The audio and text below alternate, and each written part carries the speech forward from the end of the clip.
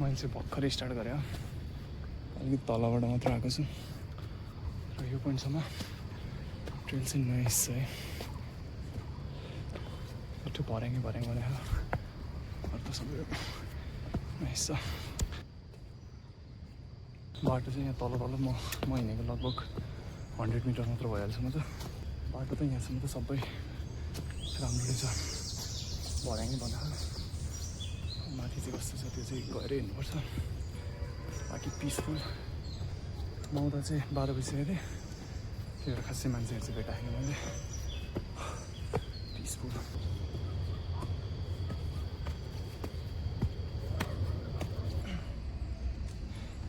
म चाहिँ अलिक बढी भयो, गर्मी भएर।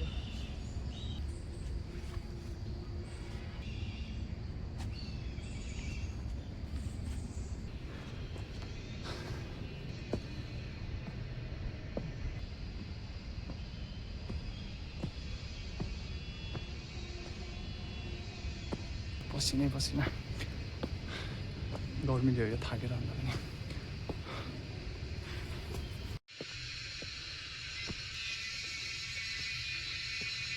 लगभग 40 मिनट जति फेरि भर्याङ जस्तो उकालो हिँडेपछि बल्ल चाहिँ अलिकति यस्तो तेर्सो चिप्लो ठाउँमा आएको छ। ठिक छ, रमाइलो छ अहिलेसम्म त।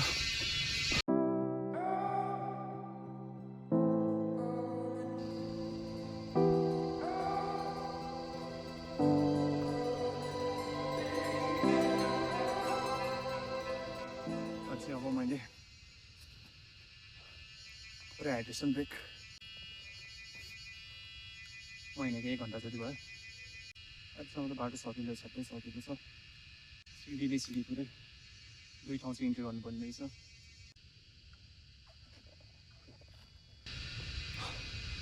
किराकै आवाजले भयो नि पिस चाहिँ छ है।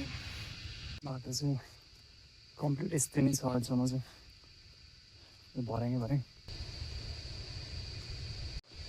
अहिले चाहिँ लगभग 1:30 भयो र पुरै अँधेरो छ यहाँ।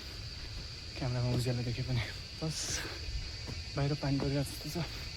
रुखले गर्दा अलिअलि कम आइरहेछ यहाँभित्र चाहिँ। म चाहिँ अहिले यस्तो नाइस भ्यू देखिने ठाउँमा आइपुगेँ। अहिले चाहिँ हल्का पानी पर्न थालेछ, म त जानुपर्ने। त्यहाँ माथि बादलभित्र रहेछ, अब हतारमा जान्छु।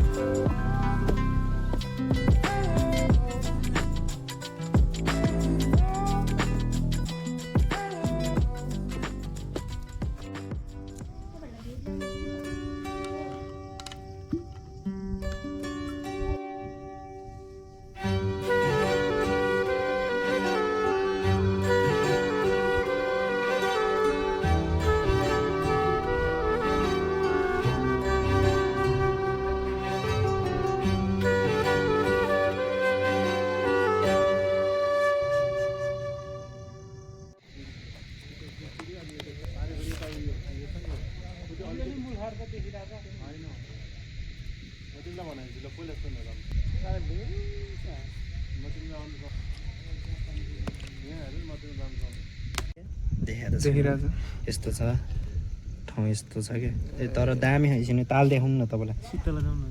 ताल चाहिँ यस्तो छ, यस्तो दामी हो तपाईँलाई।